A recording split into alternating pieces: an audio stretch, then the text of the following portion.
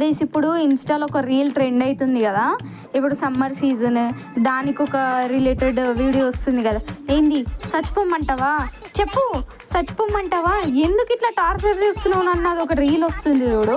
ఇప్పుడు నేను ఇదంతా ఎందుకు చెప్తున్నా అని అనుకుంటుర్రా పిచ్చిదాని తీరు. అంటే ఇప్పుడు మనం ఎండల తిరిగి తిరిగి నల్ల బొగ్గులం అవుతున్నాం కదా, కర్ర బొగ్గులం అవుతున్నాం కదా, ట్యాన్, దాన్ని తీయనీకనే నేను నానా కష్టాలు పడుతున్నా. ఈ ఎండకి మనం ఎన్ని సన్ స్క్రీన్లు రుద్దినా, ఎన్ని క్రీమ్లు రుద్దినా గట్లనే ఉంటుంది. ఇక నేనేం చేసిన అంటే కొన్ని సెర్చ్ చేసిన అనమాట, యూట్యూబ్లో ఇన్స్టాలో సెర్చ్ చేసిన ఏం చేయాలి ట్యాన్ పోనీకి, ఏం చేయాలి ట్యాన్ పోనీకి అని.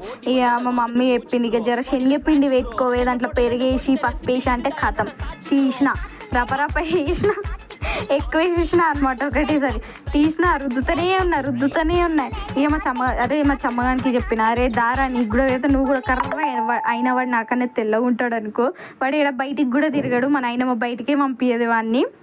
ఇక వానికి పెట్టేసిన, నేను కూడా పెట్టుకున్నా. మా అవ్వ వచ్చిందిగా, ఏం సోకులు పడుతురు మీరు ఇద్దరు అని అంట. నేనన్న దాయే నీకు కూడా పెడతా, నువ్వు కూడా సోకులు పడుతుంది అంటే, నాకేం వద్దమ్మో, నాది న్యాచురల్ ఫేసు, నేను చిన్నప్పటికించి ఏం పెట్టుకోలే, మీరు అవి ఇవి రుద్దుకుంటారు, క్రీమ్లు అడ్డమైనవి అని అంటుంది.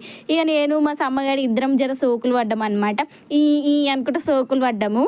ఈ ఎండకి బయట రోడ్డు మీద ఆమ్లెట్ వేసినా అవుతుంది, పోయి ఆమ్లెట్ వేసుకొని తింటా గైస్. బై గైస్, మీరు కూడా వేసుకొని తినండి, ఆమ్లెట్ వస్తుంది ఎట్లయినా. ఆమ్లెట్ వేసుకోండి, దోశ వేసుకోండి, అన్నీ వేసుకోండి, అన్నీ వస్తాయి. Bye guys.